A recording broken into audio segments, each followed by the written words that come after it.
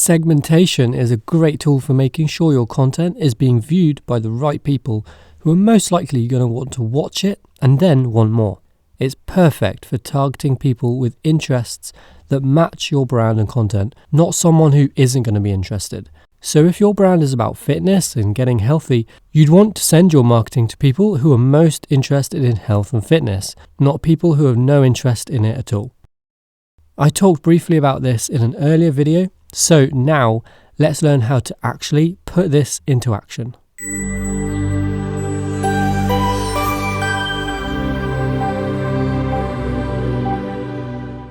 MailChimp has everything you need to segment your lists. It's all ready for you, but before you can start using it effectively, you need information about the people on your lists.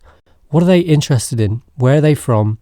How old are they? And an easy way to get some of this information is by including it when they sign up to you.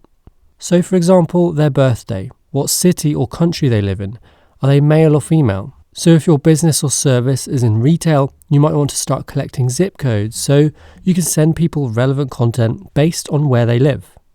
If you have a children's clothing brand, it would be good to know how many children and the age of their children. So when they sign up, you can send them content that is more relevant to them, that they are more likely to look at. You should start collecting information as soon as you can. Even if you don't need it right now, you'll have it. So it's a good idea to start now. Let's now have a look at how it works inside MailChimp. Here's a list I've already made, and it's got different fields such as first name and last name, the person's email address, what date they signed up. You've got segments here which shows you the segments you already have, and you can also create a new segment here. It's simple to set this up. All you need to do is choose something that you want as your piece of data to match people to. If it was women's clothing, you could use the female gender as your piece of data, or perhaps interest in fashion or a type of clothing or brand. That way you can make sure your emails are being sent to the right people who are going to open your emails and consume the content because they'll be interested in what you're sending them. For this example, I'm going to set it up to send an email to new people who subscribe to the list. So you choose date added, then you choose that it's after a certain date, and you can add more conditions if you want to, such as where they purchased something from or if it was over a certain amount. Once you're done, you can preview what your reach will be to your subscribers by clicking Preview Segment, and it will show you how many people meet this segment. If it comes back and it says that there's no one, just go back and refine your segment.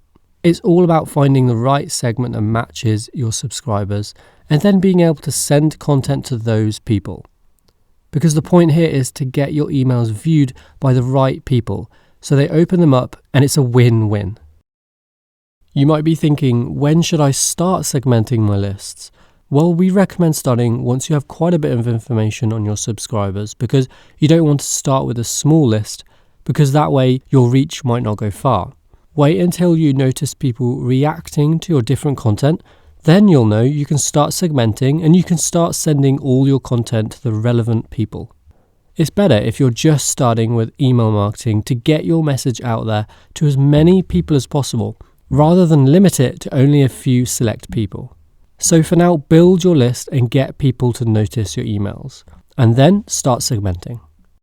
What if you've been sending emails for a while but haven't asked for any information and you don't have much data? Well, the simplest way is to just ask your subscribers.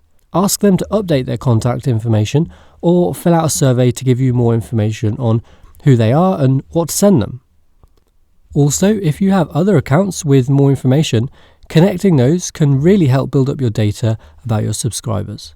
So the important thing here, remember, is to start collecting information now, even if you're not going to use it, because it will be really useful when you do need it. Think about your product or service and what kind of data that you need to segment your lists. And then start segmenting when you have lots of information and people are reacting to your emails.